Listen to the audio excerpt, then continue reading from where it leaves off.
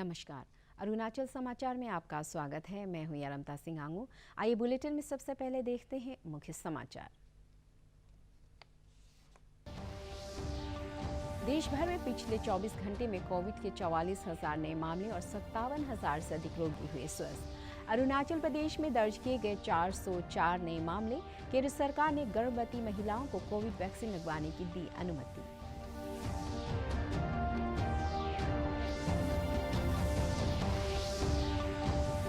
विधायक ओजिंग तासिंग और जिला उपायुक्त अतुल तायंग ने कोमसिंग गारो होते हुए पांगन और बोलंग के बीच वैकल्पिक मार्ग का लिया जायजा। अधिकारियों को इस मार्ग से सुचारू रूप से यातायात के लिए मरम्मत कार्य को त्वरित गति से पूरा करने का दिया निर्देश।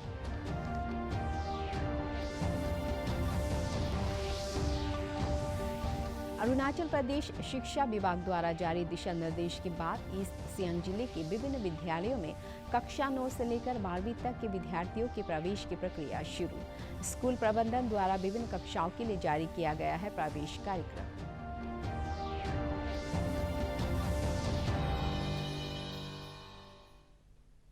देश भर में पिछले 24 घंटे में कोविड के 44,000 नए मामले दर्ज किए गए और 57,000 से अधिक रोगी स्वस्थ हुए।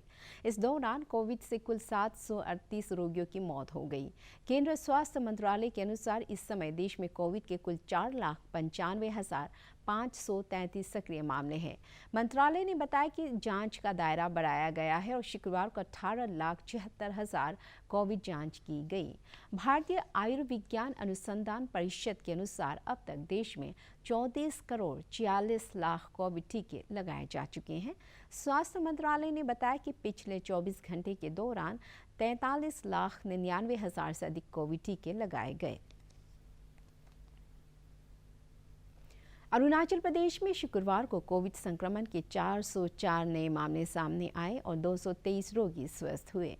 राज्य में कोविड के सक्रिय मामलों की संख्या बढ़कर 2,964 हो गई है और रिकवरी दर घटकर 91.41% रह गई है। शुक्रवार को कोरोना जांच के लिए राज्य भर से 5,950 सैंपल एकत्र किए गए।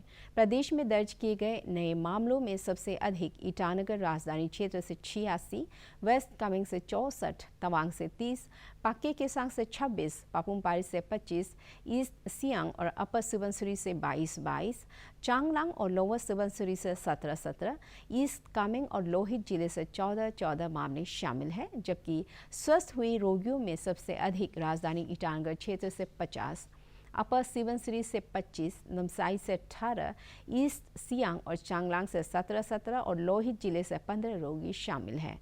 अरुणाचल प्रदेश में अब तक 6,20,893 कोविड टीके लगाए जा चुके हैं और 1,13,330 डोज अभी भी उपलब्ध है। इधर सियांग जिले के उपायुक्त अतुल तायंग ने बताया कि जिले में कोविड पर नियंत्रण के लिए स्वास्थ्य विभाग की 10 टीमें सुदूर गांव में जागरूकता और टीकाकरण कार्य में लगी हुई है।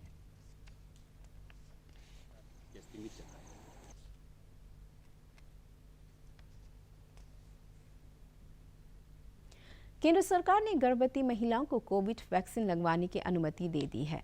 केंद्रीय स्वास्थ्य मंत्रालय ने टीकाकरण संबंधी राष्ट्रीय तकनीकी सलाहकार समूह NTAGI की सिफारिशों पर यह निर्णय लिया है। इसके लिए गर्भवती महिलाओं को कोविन ऐप पर पंजीकरण करा सकती है या नज़दीकी कोविड टीकाकरण केंद्र पर सीधे जा सकती है।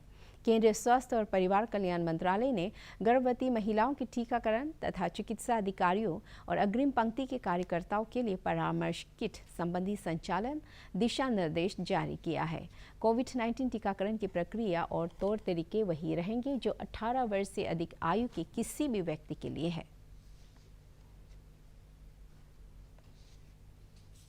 दूसरी वेव चल रही थी, उस समय देखा कि पहली वेव के मुकाबले इस बार गर्भवती महिलाओं की अगर उनको कोरोना हुआ है तो मृत्यु की 2 से 3 गुना संभावना बढ़ गई थी।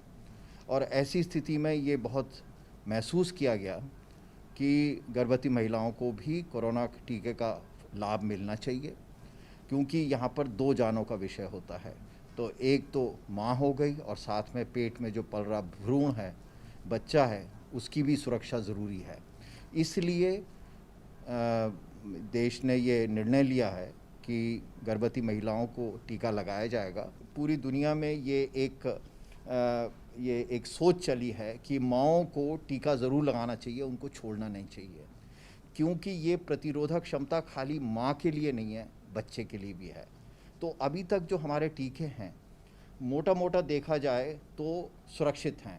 खाली हमारे देश में नहीं, जो पश्चिम के देश है, यूरोप में, नॉर्थ अमेरिका में, जहाँ पर mRNA की वैक्सीन दी जा रही है, वहाँ पर गर्भवती महिलाओं को दिया जा रहा है। इन्हीं सब बातों को देखते हुए हमारे देश में भी ये निर्णय किया गया है कि ये टीके सुरक्षित हैं और माँओं को इन टीकों से फ़ायदा ज़्यादा होगा बनिस्बत किसी प्रकार का नुकसान या डर। सियांग जिले में बोलंग और पांगन के बीच पुल के टूटने से इस मार्ग पर यातायात अभी भी प्रभावित है। विधायक ओजिंगता सिंह और जिला उपायुक्त अतुल तायंग ने कोमसिंग कारो होते हुए पांगन और बोलंग के बीच वैकल्पिक मार्ग का जायजा लिया और संबंधित विभाग के अधिकारियों से इस मार्ग से सुचारू रूप से यातायात के लिए मरम्मत कार्य को त्वरित गति से पूरा करने का निर्देश दिया। जिला उपायुक्त ने बताया कि संगम ब्रिज के टूटने के मामले की मजिस्ट्रेट जांच चल रही है और रिपोर्ट आने के बाद आवश्यक कार्रवाई की जाएगी। आपका रेवो अंचल ब्लॉक जो सर्किल है इनको कनेक्ट करेगा। ये आपके ये बहुत महत्वपूर्ण ब्रिज है, सेतु है जो लेफ्ट बैंक, जिसको लेफ्ट बैंक माना जाता है, कहा जाता है, हमें उसको कनेक्ट करता है। कोविड पैंडेमिक का वजह से कम 6 महीना या 7 महीना लेट हो रहा है। उस पर कम से कम 8 बस्ती है, बहुत इम्पोर्टेंट बस्ती है और आप ये हिस्टोरिक पॉइंट ऑफ व्यू से बहुत इम्पोर्टेंट है। कोमसिंग विलेज जो है, यहाँ 1911 ईस्वी को नोएल विलियमसन का यहाँ मर्डर हुआ था, जिसके लिए फॉलोड बाय एंग्लो अबर वॉर जो ऐतिहासिक है, जिसके लिए अरुणाचल को जाना जाता है, ये यहाँ हुआ। आज हम वही ये रेकी करके देख रहा था, ये बोलेंग होके बाया रूमगोंग पातुम ब्रिज होके निकल के पांगिन जाके देखा है, तो बोलेंग से पांगिन 3.5 आवर्स लगता है। तो मेरे ख्याल से वो फिजिबल है। तो हमने ऑनरेबल एमएलए का साथ में जाते हुए EPWD बोलेंग और EPWD रूमगोंग को लेके गया है। तो वो लोग जहाँ जहाँ माइनर मेंटेनेंस और रिपेयरिंग जरूरी है वो लोग वो करेंगे और लाइट व्हीकल के लिए हम लोग वो रोड को ये करेंगे। राज्य सरकार ने लोहित और चांगलांग जिले के बीच बाउंड्री के निर्धारण के लिए 3 सदस्यीय समिति का गठन किया है। राज्य सचिवालय द्वारा जारी विज्ञप्ति के अनुसार डिविजनल कमिश्नर ईस्ट की अध्यक्षता में गठित इस समिति में लोहित और चांगलांग जिले के उपायुक्तों को सदस्य बनाया गया है। गौरतलब है कि अखिल अरुणाचल प्रदेश छात्र संघ APSU ने लोहित और चांगलांग जिले के छात्र संघों के साथ बैठक के बाद राज्य सरकार से लोहित और चांगलांग जिले के बीच सीमा निर्धारण के लिए उच्च स्तरीय समिति गठित करने का अनुरोध किया था। APSU के महासचिव तोबम दाई ने संवाददाताओं को संबोधित करते हुए कथित रूप से लोहित जिले में चकमा शरणार्थियों द्वारा भूमि के अतिक्रमण के मुद्दे पर सरकार से उच्च स्तरीय समिति गठित करने की मांग की थी।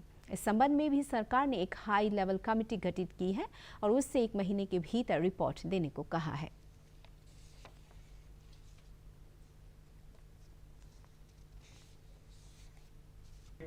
There should be a clear-cut boundary between the Lohit district and the Changlang district. क्योंकि अभी तक जो डिस्ट्रिक्ट बाउंड्री है वहाँ एम्बिग्यूटी है, इट्स वेरी एम्बिगुअस वो में है, स्टेटस में है। तो उसको लेके भी जो हमारा फाइट्स है चांगमास का अगेंस्ट में काफ़ी कमज़ोर पड़ता है, क्योंकि जब भी कुछ होता है वो चांगलांग के एडमिनिस्ट्रेशन उसको टेकअप करता है, फिर एनक्रोचमेंट हो रहा है यहाँ जो मिसमी कम्युनिटी को। तो इस प्रकार से एक एम्बिग्यूटी था इसको लेकर।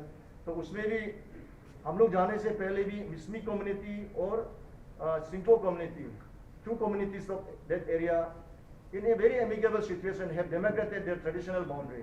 तो हम ये लोग का मांग था और हम लोग उसको सप्लीमेंट कर हम लोग ने भी गवर्नमेंट को बोला कि ये जो चांगलांग और लोहित का जो बाउंड्री एडमिनिस्ट्रेटिव बाउंड्री भी क्लियर होना है। तो ऐसा हम लोग ने वो किया है, तो उसका बारे वो बाद में बताएगा। तो उसको गवर्नमेंट भी एक्सेप्ट किया है।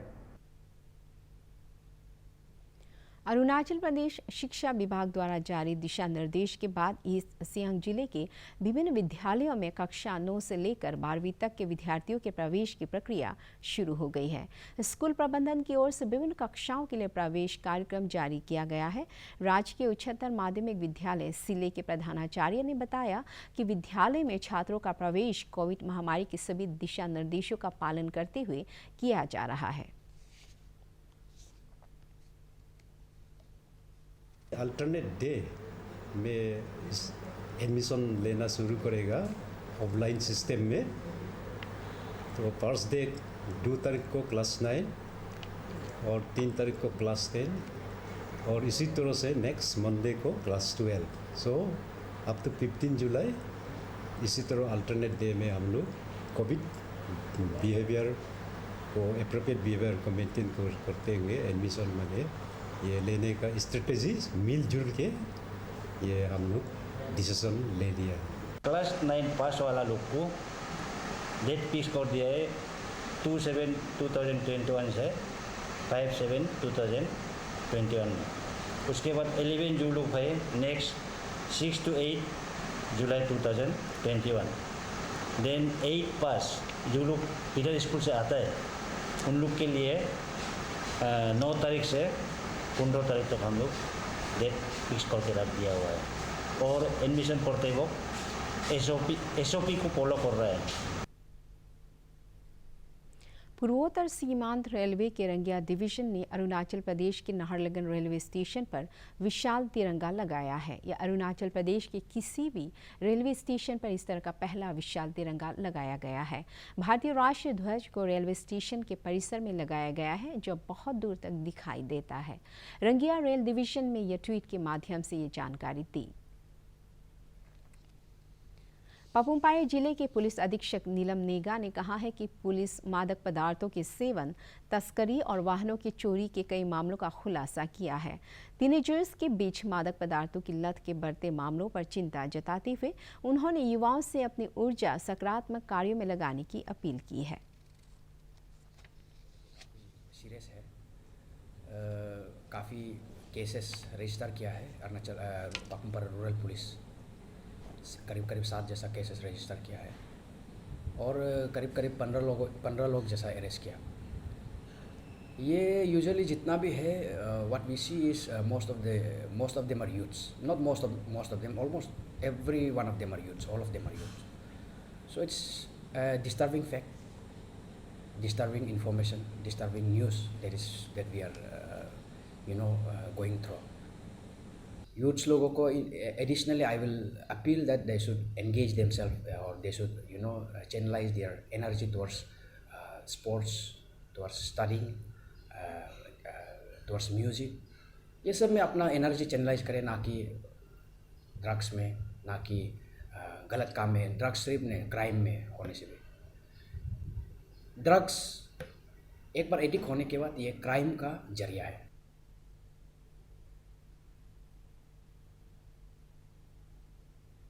75वें स्वतंत्रता दिवस के उपलक्ष्य में आयोजित अमृत महोत्सव अभियान के तहत 1 जुलाई से 7 जुलाई तक प्रधानमंत्री फसल बीमा योजना सप्ताह मनाया जा रहा है।